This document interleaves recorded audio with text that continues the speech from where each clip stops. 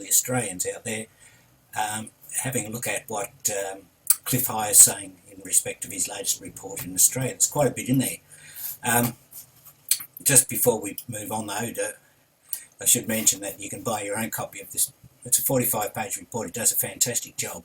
It costs $15 if you go to halfpasthuman.com. Okay, so just a quick overview of what he's saying.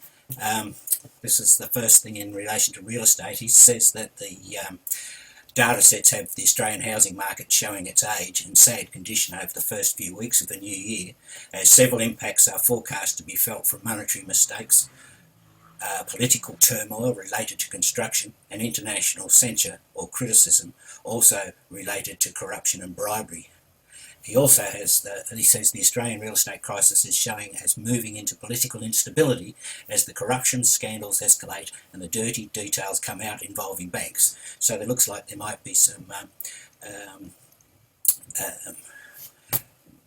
political issues coming up for us. He also says that our Australian banking system will become under strain, and he suggests that the sets indicate that the Australian banking system will not be providing funding, as there will be strains to the system such that real estate goes wonky just when anticipated foreign investment should be driving prices upwards. And we'll talk about the foreign investment in a minute. They're also describing a Herculean effort to repair the broken system of real estate financing, so something to do with real estate financing. Okay, next section is the economy. He says that Australia will be impacted by a global currency crisis predicted to occur around February 2017, and by mid-year or just a little later, I think he says August, the Australian mainstream press is going to start talking about our economy going into depression. So that's interesting. He says that he talks about the Chinese and their contagion, and he said that spreads to the Australian dollar, the Canadian dollar, the British sterling and the euro, and they all start manifesting echoes of the panic to flee. So you can work with that as you will. He says these sets are also pointing out devaluations that will be slicing wealth away from the populations affected. So again, make it up as you will. Let's move on down. The Australian dollar will falter as a result of the currency crisis, but longer term Australia will benefit as the result of a significant discovery in the Antarctica, that should read, and on the northwest coast of Australia. Okay, this is in relation to the what may be exposed. You'll see it's already been covered. Shock claims massive ancient civilization lies frozen deep beneath the Antarctic ice. People have been called conspiracy theorists for saying that in the past, but interestingly, that's what we expect that will be announced. Mind you, they've probably taken all the good stuff away. He also talks about some earth changes for Australia. Part of Australia's northwest coast will tear away to reveal a valuable silver deposit, and a crack several kilometres long is expected to appear following seismic activity in the northwest of Australia. He also talks about deep caves that will be discovered on an uninhabited coast of Australia.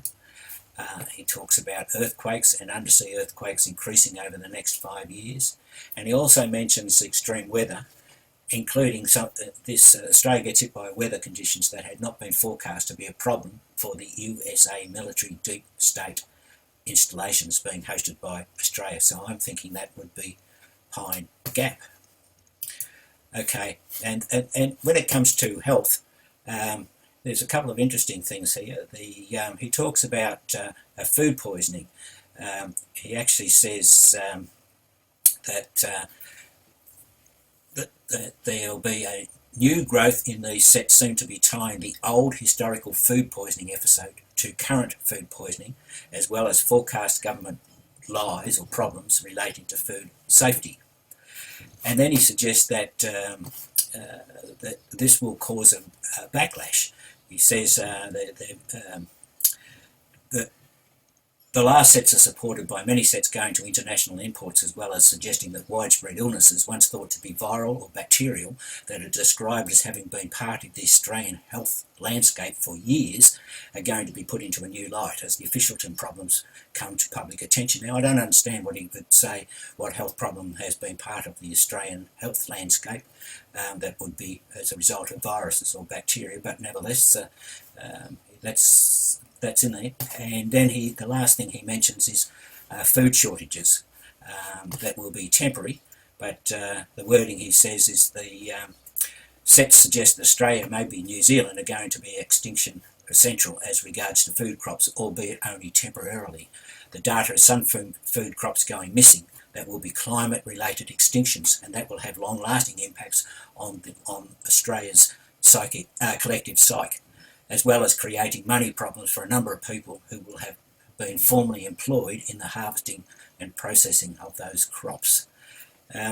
So just a quick update for things to look out for coming in the coming years in relation to Australia, according to the Clif High's webbot. Cheers. Hi guys, I just want to do a quick video for all the Australians out there, having a look at what Clif High is saying in respect of his latest report in Australia. There's quite a bit in there. Just before we move on though, I should mention that you can buy your own copy of this. It's a 45-page report. It does a fantastic job. It costs $15 if you go to halfpasthuman.com. Okay, so just a quick overview of what he's saying. This is the first thing in relation to real estate. He says that the data sets have the Australian housing market showing its age and sad condition over the first few weeks of the new year, as several impacts are forecast to be felt from monetary mistakes, political turmoil related to construction, and international censure or criticism also related to corruption and bribery.